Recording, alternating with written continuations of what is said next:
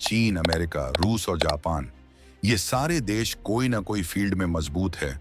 जैसे अमेरिका हथियार बनाने में, चीन मैन्युफैक्चरिंग में, जापान टेक्नोलॉजी में। हालांकि अपना भारत भी कोई कम नहीं, लेकिन भारत अब भविष्य के आने वाले टेक्नोलॉजी में अपने को नंबर 1 देखना चाहता है।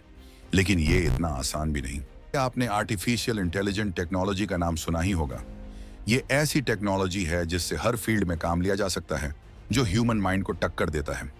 भारत सरकार अब समझ चुकी है कि आने वाला समय एआई यानी आर्टिफिशियल इंटेलिजेंट, जिसके पीछे अमेरिका, चीन जैसे देश अभी तक एआई मार्केट में की प्लेयर के तौर पर निकलकर सामने आ रहे हैं, और दोनों ही देश इस तकनीक पर लगातार काम भी कर रहे हैं। और अब भारत सरकार भी भविष्य को सोचते हुए इस टेक्नोलॉजी के लिए आगे कदम बढ़ा रही है। इसके लिए डेटा सेंटर्स और जीपीयू यानी ग्राफिक्स प्रोसेसिंग यूनिट पर भी काम किया जा रहा है। भारत सरकार चाहती है कि आर्टिफिशियल इंटेलिजेंट का पूरा डेटा भारत में ही हो, ताकि कोई दूसरा देश इसका इस्तेमाल भारत के खिलाफ न कर सके। इसीलिए भारत सरकार एक बड़े लेवल पर डेटा सेंटर पर काम कर रही है। आज के समय में डेटा इंटरनेट की दुनिया का सबसे बड़ा हथियार है। आपको शायद ये पता होगा कि हम जो गूगल, फेसबुक, इंस्टाग्राम चलाते हैं और जो इनमें हमारी पर्सनल डेटा या इंफॉर्मेशन होती, ये सभी इनके डेटा सेंटर्स में स्टोर होती है। और इनका जो डेटा सेंटर्स है वो है अमेरिका में। तो हम मान सकते हैं कि अमेरिका हमारे डेटा या इंफॉर्मेशन का समय आने पर उसका मिसयूज कर सकता है। जीपीयू में भारत सरकार की तरफ से केवल इंडिया इनकॉर्पोरेटेड कंपनियों को ही जीपीयू टेंडर प्रोसेस में हिस्सा लेने की इजाजत दी जाएगी। यानी ऐसी कोई भी विदेशी कंपनी इस बिड में हिस्सा नहीं ले सकती है जिसका भारतीय कंपनी के साथ लेना देना नहीं है।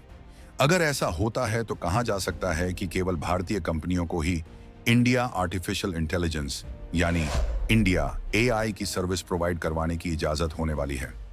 इससे सीधा समझे कि अगर एआई से रिलेटेड कोई भी टेंडर भारत सरकार द्वारा निकलता है तो उस टेंडर को सिर्फ भारतीय कंपनियां ही उसमें हिस्सा ले सकेंगी। Ministry of electronics and information technology की तरफ से 1000 जीपीयू या एआई कंप्यूट कैपेसिटी के हिसाब से बिड लगाई जा सकती है। जिस भी कंपनी को यह बिड मिलेगी वह कंपनी सर्विस को 3 साल तक प्रोवाइड करवाएगा। इसके बाद सरकार की तरफ से फैसला किया जाएगा कि और कंपनी को आगे सर्विस प्रोवाइड करवाने का एग्रीमेंट मिल सकता है या नहीं। इंडिया एआई मिशन 10,372 करोड़ का है, जो हर कंपनी के लिए काफी मायने रखता है।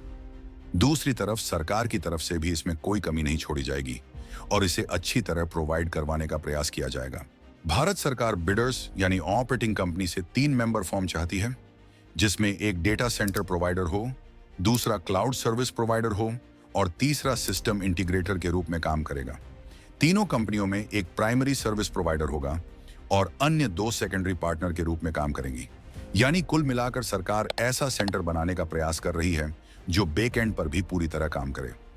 भारत सरकार इन कंपनियों से यह भी चाहती है जिसमें तीनों मेंबर्स को क्राइटेरिया पूरा करना होगा जो सरकार के टेंडर के रूल्स के अकॉर्डिंग होंगे, और कंपनी को भारत में लीगल एंटिटी साबित करनी होगी।